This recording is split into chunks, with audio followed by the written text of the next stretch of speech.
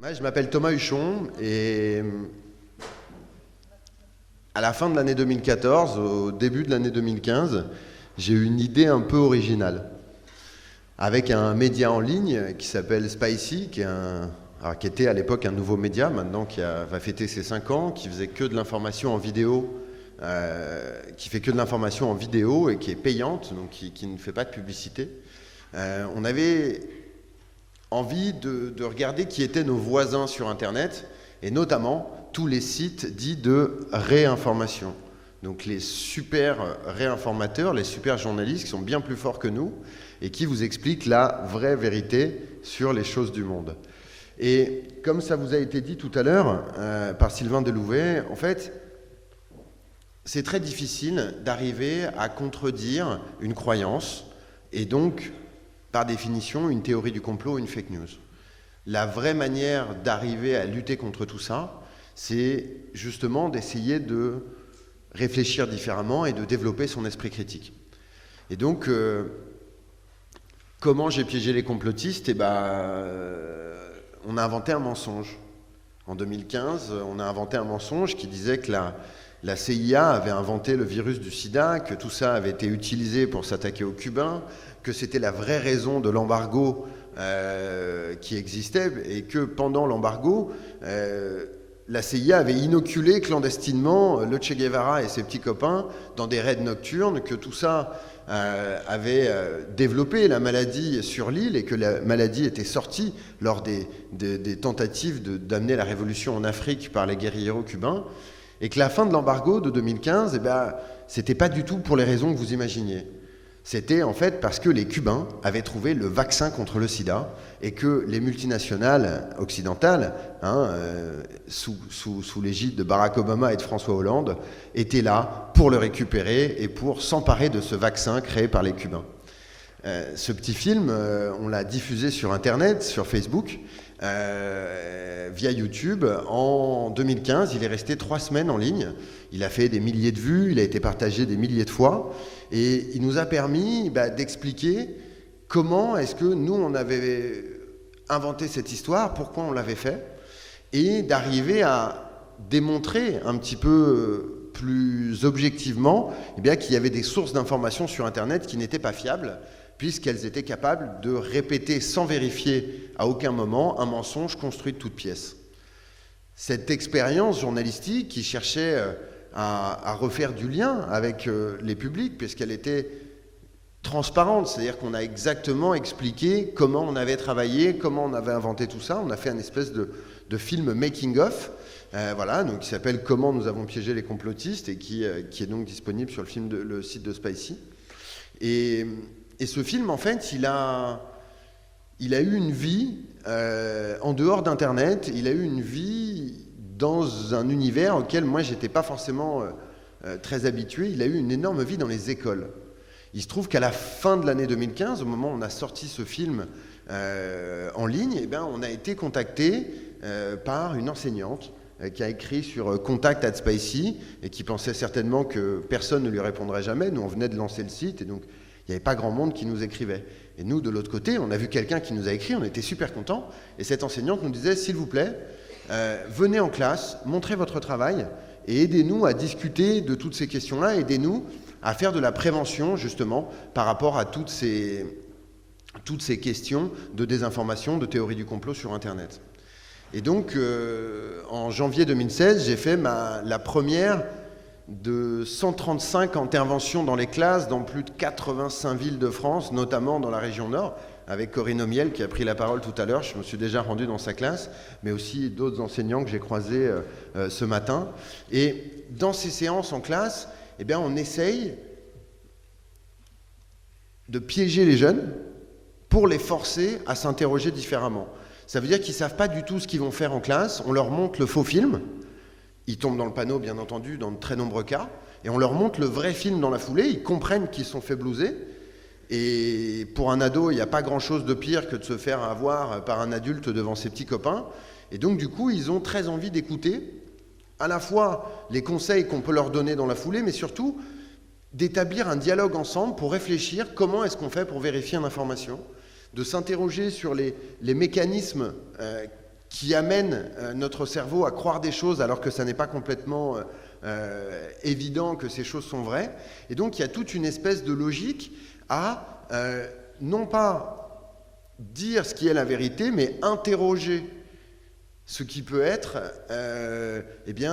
une fausse information, s'interroger comment ça a été produit, comment tout ça a été construit, et de se poser un certain nombre de questions. Et on sort de ces séances avec une espèce de petit corpus de 5 questions qu'il faut poser ensemble, parce que c'est ce que nous, on a baptisé la méthode du trépied. Alors, il n'y a pas 3 pieds, il y en a 5, mais si on enlève un pied, le trépied tombe, et bien là, si on enlève une des questions, le raisonnement s'effondre. Et donc, c'est une espèce de petite méthode. Cette méthode, elle est très simple, très basique. Elle repose donc sur 5 questions qui se formulent toutes de la même manière. Est-ce que c'est signé? Est-ce que c'est daté? Est-ce que c'est sourcé? Est-ce que c'est contextualisé? Et est-ce que c'est recoupé? Chacune de ces questions prises toutes seules ne vous permet pas de vérifier profondément une information. Mais par contre, quand on arrive à coller ces 5 questions ensemble et qu'on arrive à y répondre, on évite dans un grand nombre de cas les principaux pièges. Moi, j'aimais pas trop l'école. Et j'ai pas fait de grandes études, je suis plutôt un autodidacte et j'ai plutôt appris mon métier sur le terrain.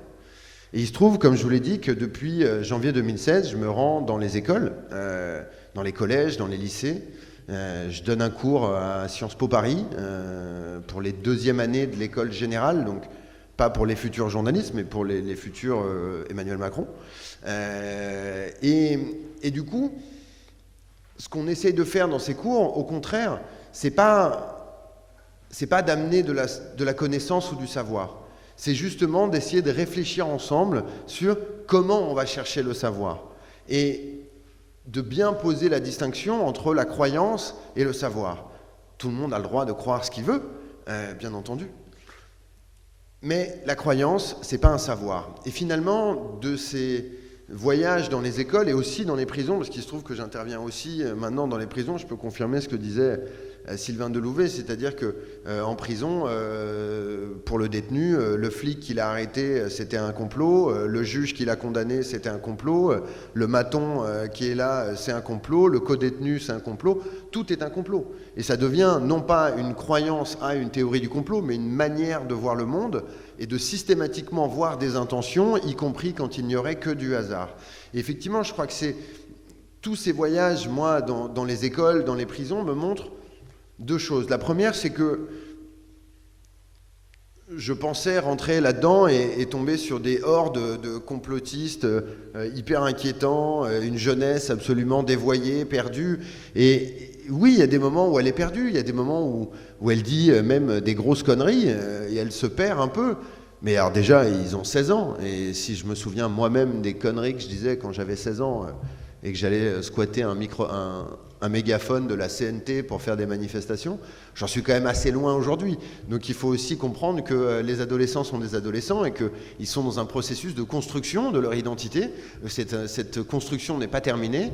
La théorie du complot et les fake news peuvent être un problème dans ce processus de construction, mais elles ne sont pas définitivement destructrices. Et donc il y a aussi une forme, je pense, de mesure à garder par rapport à toutes ces questions. Et finalement, moi je ressors de ces 135 interventions en classe avec un immense espoir dans la jeunesse de mon pays, avec un immense espoir dans sa capacité à affronter les enjeux de sa génération, à faire face à tout un tas de problèmes, bien entendu, mais à essayer d'y trouver des solutions.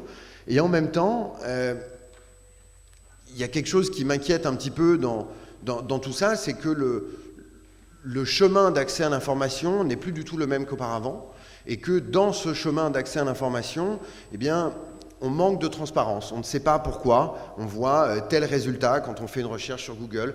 Je ne sais pas pourquoi je vois telle chose passer sur mon fil Twitter. Je ne sais pas pourquoi je vois telle information arriver sur mon fil Facebook. Et je crois que dans un lieu comme une école de journalisme, comme aujourd'hui, ça serait important aussi pour les plus jeunes générations et pour arriver à les aider à s'informer, à comprendre le monde dans lequel ils évoluent, eh bien qu'on arrive à faire un petit peu plus de lumière sur pourquoi nous voyons toutes ces choses-là et quels sont les principes qui vont jouer là-dedans. Je crois que le travail de terrain est absolument essentiel, on l'a dit tout à l'heure, et ça ne sera jamais possible d'équiper avec des dispositifs techniques ou des solutions légales la totalité de la population contre la désinformation. La seule vraie solution, c'est l'éducation. Et l'éducation aux médias est un enjeu absolument énorme pour les années à venir. Je suis ravi d'avoir passé cette matinée avec vous, d'avoir pu essayer d'éclairer au travers des témoignages brillants que vous avez eus tout au long de la matinée vos questions, vos préoccupations là-dessus. Mais n'oubliez pas une chose, le monde dans lequel vous vivez sera celui que vous ferez. Et je parle aussi pour les plus jeunes, ceux qui se destinent à être les journalistes de demain. Ça sera à vous de construire ce monde, de remettre en question ce que les vieux cons comme moi vous disent aussi, et d'essayer d'aller construire tout ça dans la transparence, dans la bienveillance. Et n'oubliez jamais une chose, c'est que une démocratie ne peut exister sans un public éclairé, et que c'est à vous d'apporter cette lumière. Je vous remercie de votre attention, et je vous laisse avec Pierre Savary, qui va reprendre la parole pour vous annoncer de très bonnes nouvelles pour l'école de journalisme de Lille. Merci à vous.